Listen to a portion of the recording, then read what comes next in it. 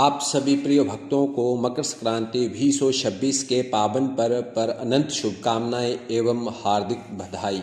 14 जनवरी 2026 को लगभग 26 वर्षों के बाद एक दिव्य संयोग बनने जा रहा है, जब एकादशी और मकर संक्रांति के दिन का मिलन होने जा रहा है। ऐसे में इस दिन कुछ ऐसे कार्य हैं वह प्रत्येक व्यक्ति को करने चाहिए। कुछ ऐसे कार्य हैं जो गलती से हो जाएं तो शास्त्रों में निषेध माने गए हैं।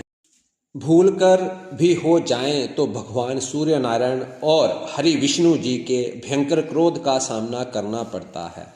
माघ में पड़ने वाली संक्रांति का एक अत्यंत पुण्यदायी और दुर्लभ पर्व है। प्रिय दोस्तों, अगर मकर संक्रांति के दिन यह गलतियां हो जाएं तो माता लक्ष्मी भगवान विष्णु रुष्ट हो जाते हैं, जिसका सीधा प्रभाव आपके घर पर पड़ता है।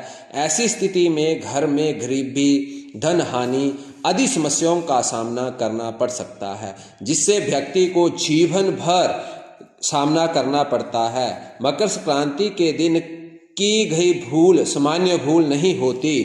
इस दिन सूर्य देव उत्तरायण में होते हैं और देवताओं का दिन प्रारंभ होता है। इसी दिन किया गया पुण्य कार्य 100 गुना फल देता है, लेकिन इस दिन 6 निष्फल कार्य हो जाएं तो उसका परिणाम 1000 गुना तक हो सकता है, जिसको इंसान को भुगतना पड़ता है। इस दिन मकर संक्रांति का दिन और भी विशेष है, क्योंकि इस बार मकर संक्रांति के दिन भगवान हरि विष्णु की एकादशी पड़ने जा रही है। इसलिए इस दिन शुभ योग, स्वार्थ योग, आयुष्मान योग, धन वृद्धि योग का निर्माण हो रहा है। ऐसा दुर्लभ संयोग कई वर्षों के बाद बनता है, इसलिए इस बार की मकर संक्रांति का महत्व और भी बढ़ जाता है। दोस्तों, यदि कोई स्त्री या पुरुष बिना जानकारी के भी मकर संक्रांति के दिन यह 6 निष्फल कार्यों को करता है तो उससे सूर्यदेव भगवान विष्णु, माता लक्ष्मी रुष्ट हो जाते हैं। परिणाम स्वरूप व्यक्ति को भौतिक सुखों से वंचित रहना पड़ता है। धन आता है पर टिकता नहीं और जीवन भर संतोष बना रहता है। शास्त्रों में यह भी बताया गया है कि मकर संक्रांति के दिन स्वप्न में की गई भूल का फल भी इसी जन्म में भोगना पड़ता है। इसलिए इस दिन विशेष सावधानी बरतनी चाहिए। खास करके वैवाहिक महिलाएं गंभीरता से सुने, क्योंकि इस दिन का उनके आचरण का सीधा प्रभाव उनके पूरे परिवार के सौभाग्य पर पड़ता है।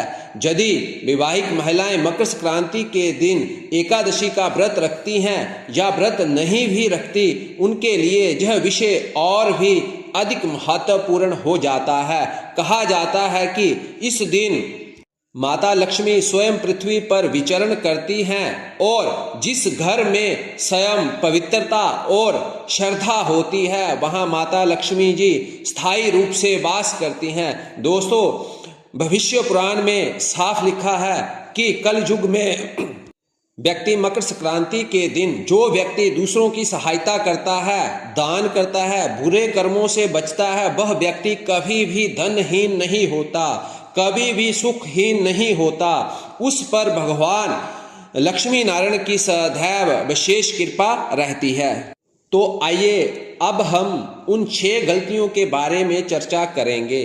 सबसे पहली गलती यह है कि देर तक सोना।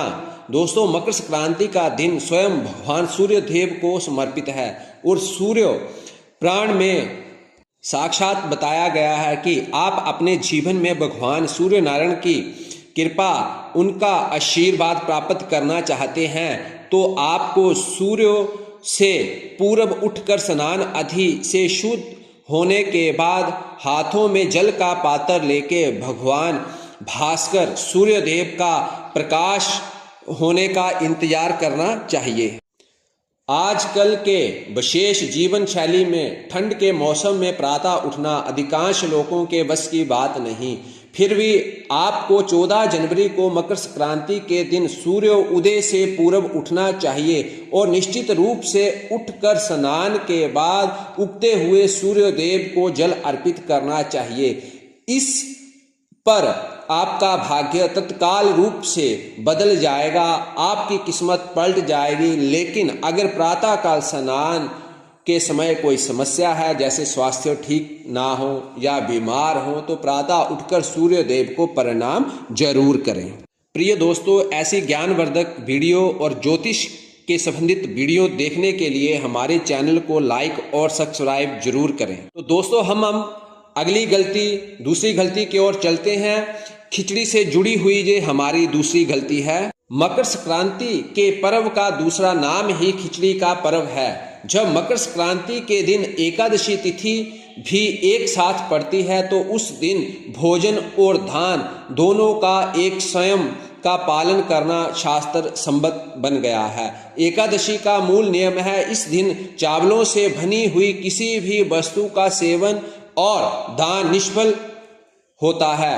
खिचड़ी चावल से बनती है, ऐसी स्थिति में ना खिचड़ी खानी चाहिए और ना ही दान करनी चाहिए। शास्त्र के अनुसार एकादशी तिथि के दिन चावल को छूना तक वर्जित बताया गया है। माना जाता है कि एकादशी तिथि पर चावल में पाप तत्व का वास माना जाता है, इसलिए चावल का सेवन और दान दोनों भंग और दोषकारक हो सकते हैं। इसलिए जब हम मकर संक्रांति के पर्व पर भी एकादशी हो तो संक्रांति के नाम खिचड़ी या दान करने की परंपरा स्थगित कर देनी चाहिए। ऐसे दिन पर तिल के अत्यंत शुभ बताया गया है। तिल का संबंध सूर्यदेव, भगवान विष्णु और पितृदेव से जोड़ा गया है, इसलिए तिल के लड्डू, तिल से बने हुए व्यंजन खाने और दान करना पूर्णतः शुद्ध माना गया है। तिल का सेवन करने से मकर संक्रांति का व्रत भी सुरक्षित रहता है और फल भी प्राप्त होता है। तो प्रिय दोस्तों, अब हम चलते हैं तीसरी गलती की ओर। मकर संक्रांति का पर्व सूर्य देव को समर्पित माना गया है। शास्त्रों के अनुसार, लोग परंपराओं के अनुसार इस दिन गाय भैंस से दूध निकालना उचित नहीं माना गया, क्योंकि संक्रांति का दिन त्याग, संयमता का प्रतीक होता है। इस दिन गाय को माता का और पुण्यों का प्रतीक या जीव माना जाता है, इसलिए उससे कुछ लेना नहीं चाहिए, उसकी सेवा करनी ही धर्म कहा गया है। मान्यता है कि मकर संक्रांति के दिन गाय स्वयं देवताओं के लिए अर्पण है, ऐसे में मनुष्यों द्वारा उसका दोहन करना अशुभ फल देने को माना जाता है। इस दिन दूध ना निकालने से घर में सुख, शांति और लक्ष्मी का वास बना रहता है, जबकि गाय को हरा चारा, गुड़, तिल आदि चीजें खिलानी चाहिए, इससे शुभ फल प्राप्त होता है। प्रिय दोस्तों, अब हम चौथी गलती की ओर चलते हैं। यह जो गलती है तुलसी माता से जुड़ी हुई है। हमारे घर के आंगन की शोभा तुलसी माता से होती है। भगवान श्री हरि विष्णु और उनके अवतारों को तुलसी के पत्ते अवश्य ही अर्पित किए जाते हैं, लेकिन इस बात का आपको विशेष रूप से ध्यान रखना चाहिए कि इस बार तुला एकादशी का दिन पड़ने जा रहा है। इस दिन तुलसी को ना जल अर्पित करना चाहिए और ना ही उन्हें स्पर्श करना चाहिए, क्योंकि माता तुलसी श्री हरि विष्णु के लिए एक व्यक्ति अर्पित है के लिए भक्ति षट तुला एकादशी का व्रत करना चाहिए और तुलसी में जल चढ़ाने की वजह से यह व्रत खंडित भी हो सकता है, जिससे आपको पुण्यों की जगह उनके क्रोध का सामना करना पड़ सकता है।